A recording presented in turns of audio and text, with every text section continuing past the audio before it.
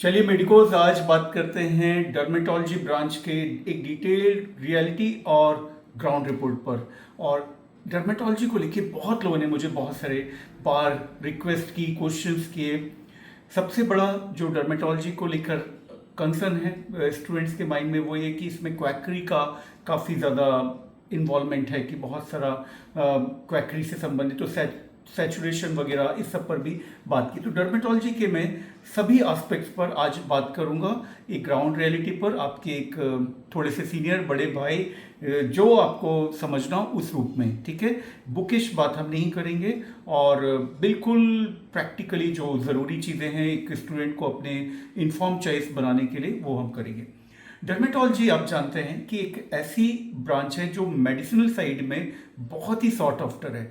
मतलब कि इसके लिए एक तो इसकी सीट्स बहुत सारे कॉलेजेस में बहुत कम है in comparison to other medicine side की ब्रांचेस, जैसे कि कन्वेंशनली हम मेरी पीडियाट्रिक्स और मेडिसिन ले लें।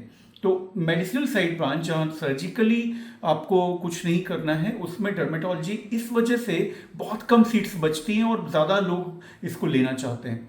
इसका भी मैं एग्जांपल दूंगा कि मैंने आपको अपने रेडियोलॉजी वाले वीडियो में बताया था कि मेरी 22 रैंक थी और रेडियोलॉजी फर्स्ट किसी ने 30 रैंक पर जब लिया तो हम लोगों को बहुत आश्चर्य हुआ था।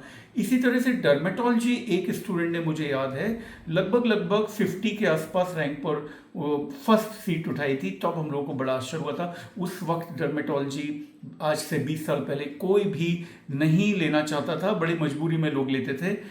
ये बहुत ही ज़्यादा लिक्रेटिव ब्रांच नहीं थी, but over the period of time बहुत सारे रीजंस हैं इसके, जिसमें मैं बात करूंगा। Dermatology most sort after branch, सबसे ज़्यादा डिजायर्ड ब्रांच में से एक हो गई। बट क्या ये अगले 10 साल भी ऐसी ही रहेगी, अगले 20 साल भी ऐसी ही रहेगी, इस पर हम बात करते हैं। तो बात पहले वही मेरा जो तरीका है, पहले हम बात कर लेते हैं अपने नीट और स्टूडेंट्स और पेरेंट्स के लिए कि डर्मेटोलॉजिस्ट बनते कैसे हैं। डर्मेटोलॉजिस्ट या स्किन स्पेशलिस्ट ये बनते कैसे हैं? नीट यूजी से आप एमबीबीएस में जाएंगे।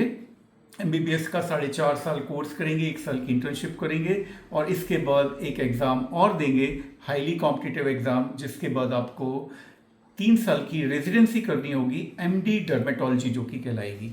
एमडी डर्मेटोलॉजी के दौरान में आपको स्टाइपेंड वगैरह मिलेगा 60,000 से 1 लाख अराउंड अभी विभिन्न कॉलेजेस में। और इसमें एनएमसी बोल रही है कि एक यूनिफॉर्मिटी लाई जाए कि एम्स जैसा स्टाइपेंड सबको मिले। आई होप कि वैसा हो जाएगा लेटर ऑन।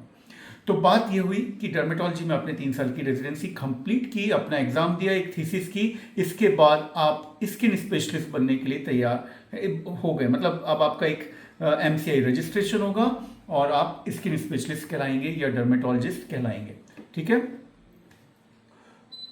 अब हम बात करते हैं डर्मेटोलॉजिस्ट, अब हम बन गए। डर्मेटोलॉजिस्ट बनने के बाद ये एक ऐसी ब्रांच है जिसकी रेजिडेंसी रिलेटिवली बहुत ईजियर है।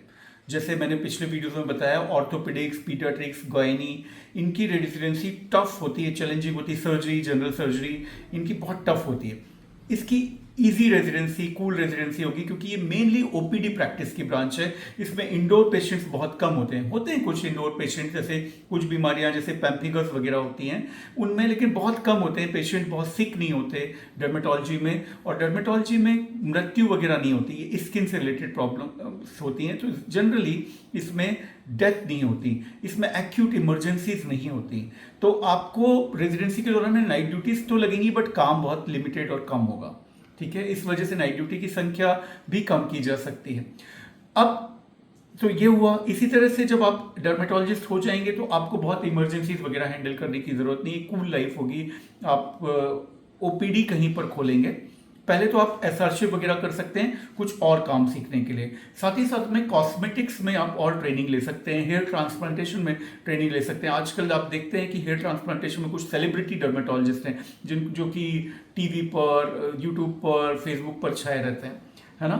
ये जो सेलिब्रिटी स्टेटस किसी मेडिसिनल ब्रांच में मिलता है तो वो डर्मेटोलॉजिस्ट को और साइकेट्रिस्ट को मिलता है। ज़्यादा लोग इनको, मतलब क्योंकि आम पब्लिक को अवेयरनेस और इसके लिए और इनके इंटरव्यूज वगैरह मीडिया में ज़्यादा छपते हैं। ये दोनों चीज़ों के ध्यान रखें, साइकेट्रिस्ट और डर्मेटोलॉजिस्ट। पीडियाट्रिशियन मेडिसिन वालों को इसका स्कोप कम होता है, ग्लैमरस कम होता है, जो नेशनल लेवल पर एक ग्लैमर की बात कर रहे हैं, ठीक है।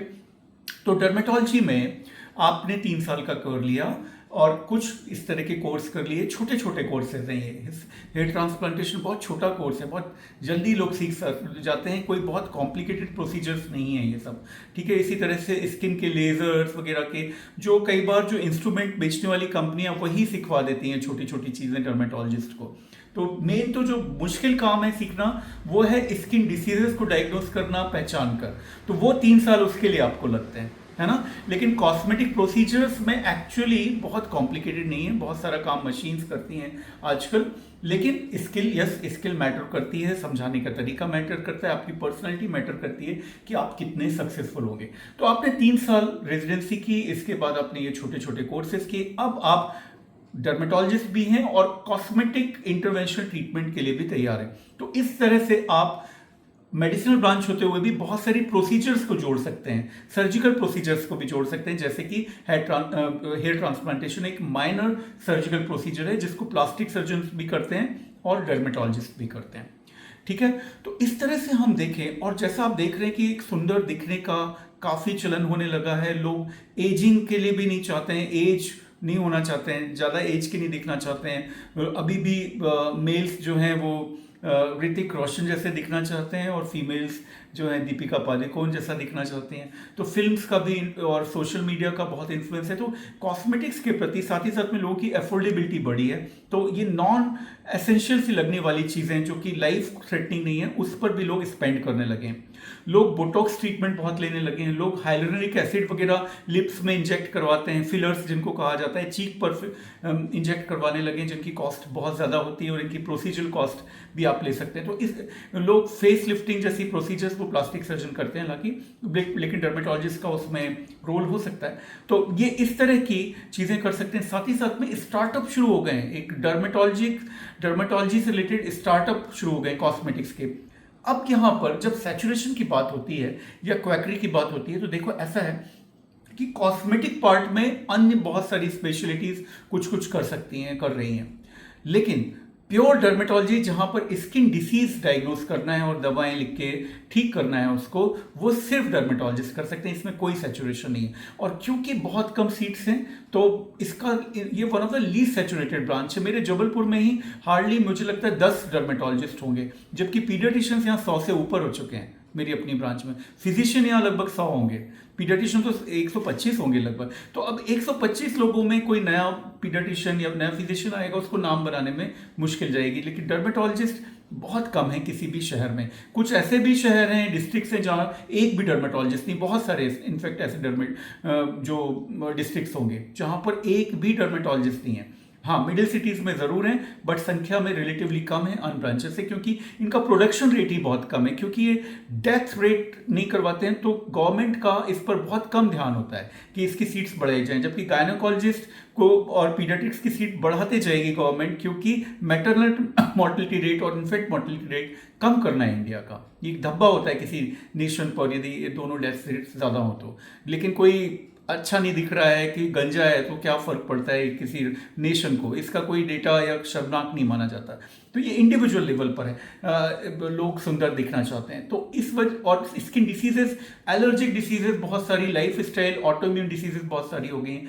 तो यदि आप सिर्फ डर्मेटोलॉजी की प्रैक्टिस करते हैं, एक अच्छे से सीख कर आते हैं, एक जगह पर अपना क्लिनिक एस्टेब्लिश करते हैं जहाँ पर थोड़ा सा वैक्यूम हो तो वहाँ आप एस्टेब्लिश करते हैं तो और भी अच्छा है। जहाँ हल्का फुल्का ऑलरेडी कॉम्पिटिशन हो वहाँ पर आपको एक अच्छी लोकेशन देखकर सुंदर क्लिनिक बनाना होगा। उसकी ब्रांडिंग के लिए आपको चीप एडवर्टाइजिंग नहीं करेंगे, आप अवेयरनेस वीडियोस बना सकते हैं, आप कैंप्स कर सकते हैं। तो इस तरह से जब आपका नाम हो जाएगा और आप में स्किल भी होगी, काम भी होगा, आता होगा, तो बहुत सारी प्योर डर्मेटोलॉजी जो है, मतलब उस बीमारी पर ही अपना एक नाम और ओपीडी आप बना सकते हैं। मैं मेरे जूनियर डर्मेटोलॉजिस्ट को जानता हूँ जहाँ पर उनकी ओपीडी 150 पेशेंट रोज देख रहे होते हैं। वो तो आप अर्निंग का जहाँ तक जो क्वेश्चन होता है, तो इससे अंदाज लगा लीजिए कि अर्निंग एक डर्मेटोलॉजिस्ट यदि एस्टेब्लिश हो जाता है तो उसकी अर्निंग जो है वो 15 लाख से 25 लाख रुपए पर मंथ के अराउंड इजीली होगी, क्योंकि उसमें कुछ प्रोसीजर्स भी होंगी और बाकी वो डायग्नोस कर रहा होगा, ट्रीट कर रहा होगा, ठीक है। साथ ही साथ में इनिशियल सैलरी, हाँ, इसके डिसएडवांटेजेस पर भी मैं साथ साथ बात करते जाऊँ, या पहले एडवांटेजेस पर ही बात कर लें। तो एक एडवांटेज तो ये हो गया कि बहुत हाईली अर्निंग ब्रांच है मेडिसिनल साइड में। आपको बता दूं, एमडी मेडिसिन और पीडियाट्रिक्स से ज़्यादा अर्निंग ब्रांच है ये, अर्निंग पोटेंशियल इसमें ज़्यादा है, ठीक है। और कौन सी साइकेट्री है मेडिसिनल साइड में, उससे ज़्यादा अर्निंग पोटेंशियल डर्मेटोलॉजिस्ट में है। लेकिन इसमें जॉब्स बहुत कम है। कॉर्पोरेट हॉस्पिटल्स में जॉब ले लें या मेडिकल कॉलेजेस में ले लें, गवर्नमेंट हॉस्पिटल्स में ले लें, इसमें जॉब्स नहीं। आपका यदि जॉब ओरिएंटेड माइंड है, आप यदि एक एंटरप्रेन्योरशिप नहीं है आपके भीतर, आप अपना एक ब्रांड डेवलप करना नहीं जानते हैं, आपकी कम्युनिकेशन स्किल्स ऐसी नहीं है कि आप से लोग बहुत इंप्रेस हो सकें, तो आप फिर इसको मत लीजिए, क्योंकि ये जॉब आपको हो सकता है अच्छे ना दिला पाए। हालांकि हर मेडिकल कॉलेज में डर्मेटोलॉजिस्ट का जॉब होता है, कॉर्पोरेट हॉस्पिटल में भी होता है, लेकिन जॉब्स की संख्या कम होती है, ठीक है। क्योंकि इंडोर कुछ नहीं होता ना, मतलब एक हॉस्पिटल कैसे चलता है, एडमिटेड पेशेंट से चलता है उसका मेन रेवेन्यू। तो इस वजह से वो डर्मेटोलॉजिस्ट को अपॉइंट करने में बहुत ज़्यादा इंटरेस्ट नहीं शो कर रहे होते हैं, ठीक है। तो ये तो एक हो गई बात कि जॉब इसमें कम है। दूसरा डिसएडवांटेज हम लें, कभी कभी एक थ्रिल की जान बचाने का एक अलग ही शौक होता है ना, कि मैंने किसी की जान बचाई, मुझे वो अच्छा लगता है मुझे कि किसी बच्चे की यदि मैं जान बचा सकूं, तो वो जो एस्पेक्ट है वो कम है इसमें। साथ ही साथ में ईजी टू लर्न है, इसका लर्निंग कर्व बहुत ईजियर है। Dermatology one of the easiest branches में है, मैं मेडिकल की मैं मानता हूँ। तो इस वजह से क्या होता है कि आपको, ठीक है, आपको बहुत नाम हो गया, बहुत पैसा भी आ रहा है, लेकिन आपको भीतर से पता होता है यार मैं वही काम तो रोज कर रहा हूँ, वो मतलब मैं क्या ऐसा चैलेंजिंग करूँ। लाइक मैं पीडियाट्रिक ओपीडी में जब करता हूँ काम, तो मुझे कई बार ऐसा लगता है कि मैं वही कर रहा हूँ, वही लूज मोशन से ARI URI को ट्रीट कर देना, हल्का फीवर को ट्रीट कर देना। तो जब तक मैं इंडोर ICU को ट्रीट में जाकर थोड़े बहुत पेशेंट्स ना देखूँ, उनके चैलेंजिंग डायग्नोसिस को ना टैकल करूँ, मुझे भी कई बार ये लगने लगता है कि मैं वही कर रहा हूँ। बट आपको इसका भी फनी पार्ट बताऊँ कि अर्निंग ज़्यादा ईजियर चीज़ों में होती है मेडिकल में। जो इस तरह की जो मेडिसिनल ब्रांचेस है, मतलब ओपीडी प्रैक्टिस में ही ज़्यादा अर्निंग होती है यदि अर्निंग के पर्सपेक्टिव से देखें तो। कई लोग इजी काम करके, वही इजी काम के बार बार रिपीटेशन से, सालों साल से वही करके बहुत ज़्यादा अर्न कर रहे होते हैं मंथली बेसिस पर। तो मैंने आपको बताया कि इनिशियल सैलरी जो होगी 1 to 2 लाख 3 लाख के अराउंड होगी डर्मेटोलॉजिस्ट की सैलरी, या वो अपना प्रैक्टिस खुद कर रहा है तो कॉल्स पे चले जाता है, दूसरे हॉस्पिटल्स में जाके कॉल्स पर देख लेता है, ठीक है आप। लेकिन यदि वो खुद का क्लिनिक करने लगता है, और क्या वो जिस भी कॉर्पोरेट हॉस्पिटल्स में उसकी अपना एक ब्रांड नेम बनना लगता है जब, और उसके पास जब बहुत पेशेंट आने लगते हैं, तो फिर वो 10 lakhs to 25 lakhs के around per month easily professional income कमा सकता है ना। यदि वो हेयर ट्रांसप्लांटेशन जैसी चीज़ों में नाम कमा लेता है और एक मिडिल सिटी में है जैसे कि इंदौर, भोपाल, जबलपुर या दिल्ली, मुंबई, तो वो अर्निंग करोड्स में जाएगी यदि उसका अपना हेयर ट्रांसप्लांटेशन सेंटर है और वो बिजी सेंटर है यदि तो, और साथ में उसमें कॉस्मेटिक्स भी हो रहा है। तो डर्मेटोलॉजी में समझिए आप दो एस्पेक्ट हैं। तो डर्मेटोलॉजी मीन्स स्किन डिसीजेस को डायग्नोस एंड ट्रीट करना। दूसरा है कॉस्मेटिक्स। कॉस्मेटिक्स मीन्स नॉर्मल व्यक्ति है, उसकी स्किन नॉर्मल है, बट उसको बेटर, सुंदर बनाना है और आपको उसकी एजिंग कम करनी है, तो उसमें बोटॉक्स है, फिलर्स हैं, हेयर ट्रांसप्लांटेशन है, ये सब जो प्रोसीजर्स हैं, यदि वो कॉस्मेटिक सेंटर भी रन कर रहा है अपना, तो वो करोड्स में भी कमा सकता है। कई बार इसकी चेन लोग खोल लेते हैं, मल्टीपल सेंटर्स भी खोल पाते हैं यदि एंटरप्रेन्योरशिप हो तो इस तरह से डर्मेटोलॉजी हाईली अर्निंग है। रिस्क इसमें क्योंकि डेथ वेथ का नहीं है, तो लड़ाई झगड़े की रिस्क बेहद कम है जो आजकल होने लगे हैं। किसी की डेथ के आपको रिस्पॉन्सिबल नहीं ठहराया जाएगा। लिटिगेशंस की रिस्क इसमें भी है, लेकिन वो भी कम है। तो इस तरह से डर्मेटोलॉजी इस वजह से मैं मानता हूं कि one of the best branch है राइट नाउ। अब सैचुरेशन की बात करते हैं। सैचुरेशन इसका धीमा बढ़ रहा है क्योंकि सीट्स ही ज़्यादा नहीं क्रिएट हुई हैं, और जो प्राइवेट वगैरह की सीट है वो भी उनकी कीमत बहुत ज़्यादा करोड्स में। गवर्नमेंट्स ने सीट्स ज़्यादा नहीं रखी हैं, इसकी बहुत कम सीट्स हैं हर एक कॉलेज में। कई कॉलेजेस में डर्मेटोलॉजी की कोई ट्रेनिंग सीट नहीं है, तो सैचुरेशन इसमें धीमा बढ़ रहा है।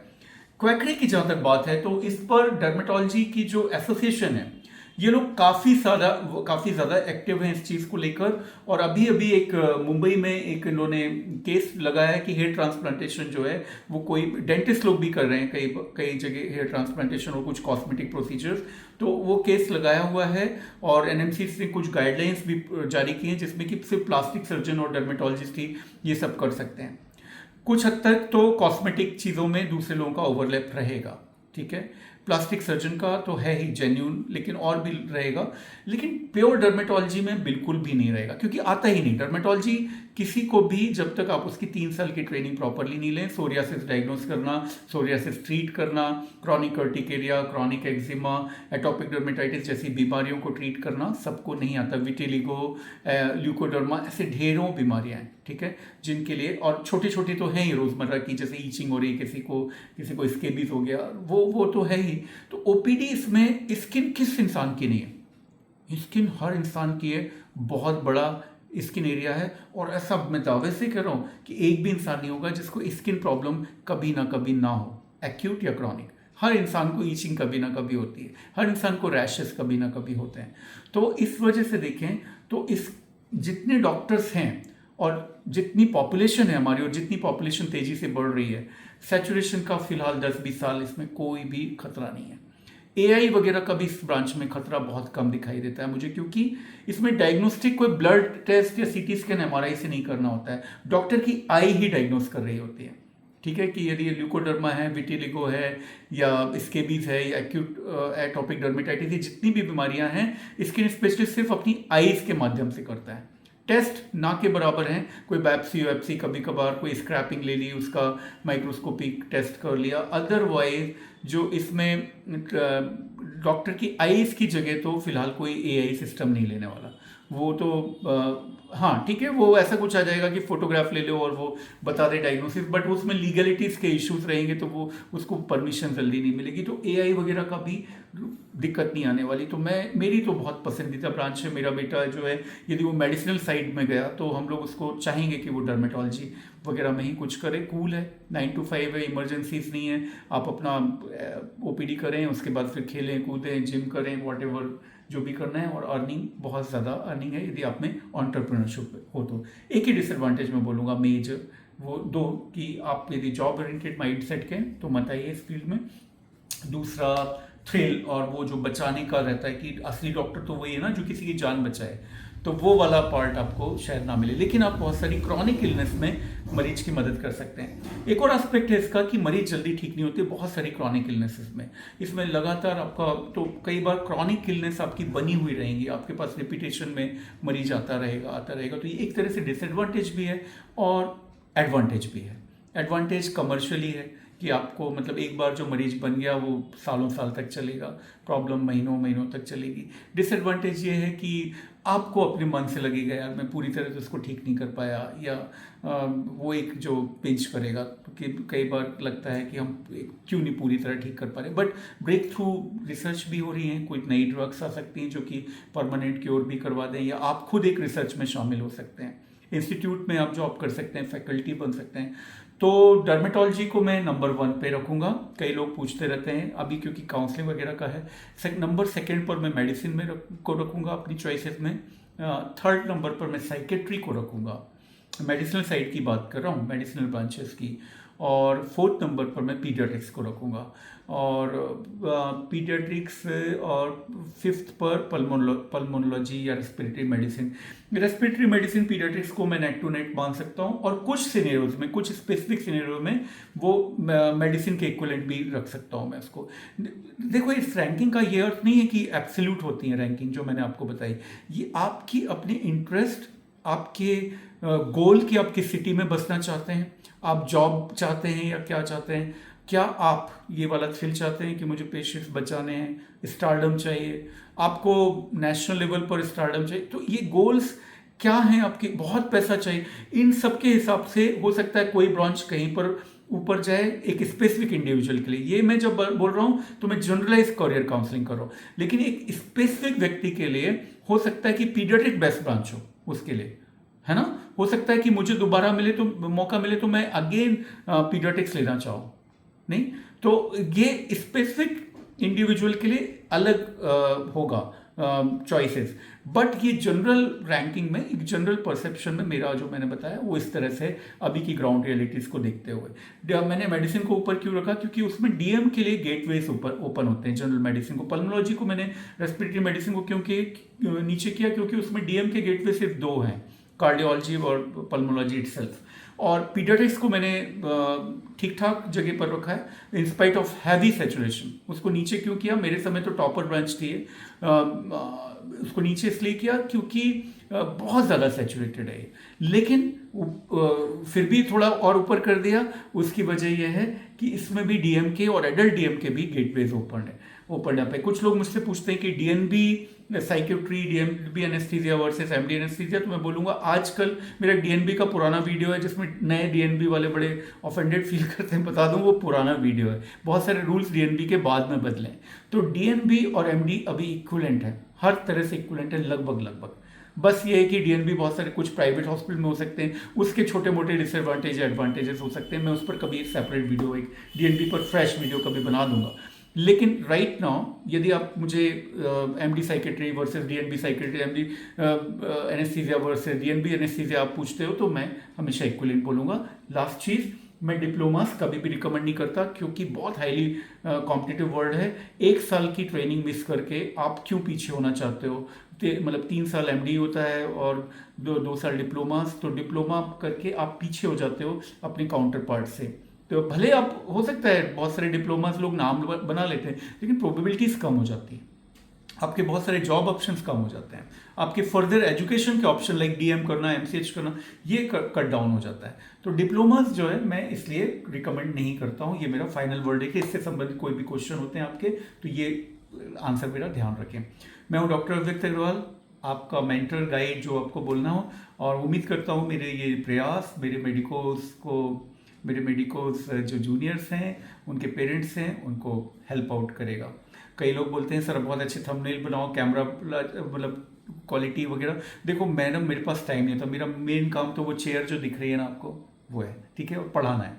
तो मैं सिंपल ये एक आउट ऑफ एक जिम्मेदारी कर देता हूँ, इंटरेस्ट से कर देता हूँ।